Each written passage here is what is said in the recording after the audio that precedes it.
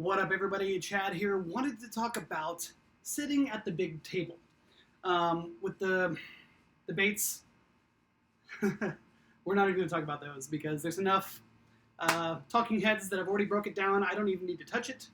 But I wanted to talk about sitting at the big table. We have not had a third party sit at the big table in 14 years.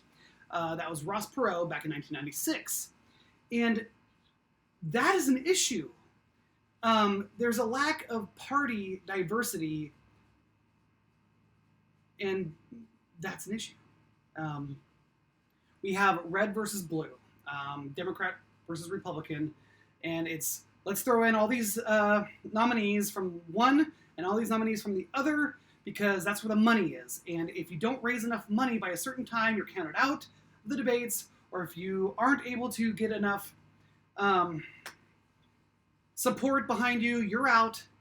And what is happening here is we're not allowing other parties that have different opinions, values, and beliefs to be able to come up on the stage, to sit at the big table with everybody else, and allow them to show what they're made of. I do believe that there are a lot of third-party candidates out there that do have the ability to run this country.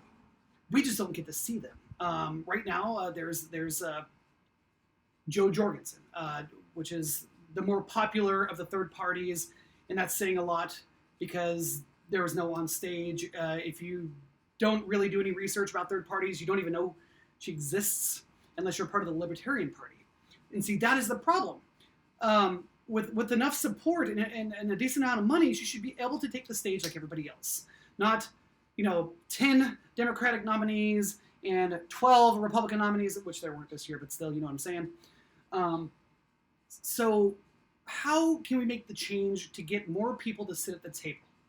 To allow for more voices and differences of approach on how our government should work. I don't have the answers because I'm not into political science or sociology. I'm into psychology, which will be used for a later video later. Later video later? Yeah, I did that.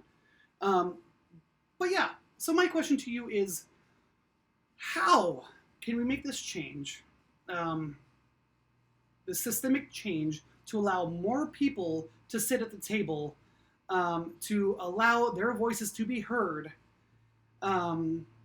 and to make their case against just voting Republican or Democrat? Because I know a lot of people that are just sick of doing it, but unfortunately right now, that's all we got. And if you're not voting Trump or Biden, you're pretty much throwing your vote away. But I understand it's easier to go, I didn't vote for either or, so it's not my fault that this happened. I get the dissonance on this one. I did it myself. I did not vote in the last election because I could not see myself voting for either or. And I don't often believe in the lesser of the two evils vote. And so now I kick myself in the butt for it because I'm like, well, maybe my one vote would have made a difference. But with the Electoral College, it's a little dicey. Not getting into that either. So I just want to know constructive ideas on how we can make the change to allow more political parties to sit at the same table, to allow them to have a chance at just being at the debates for that matter. So drop the comments down below. Let me know your thoughts. I am open to most of them. So just drop them down below. I just want to hear what you guys have to say. This is an honest, I'm asking you for your opinion on how we can make this change. And I look forward to hearing your answers, or seeing them, or both. See you guys later.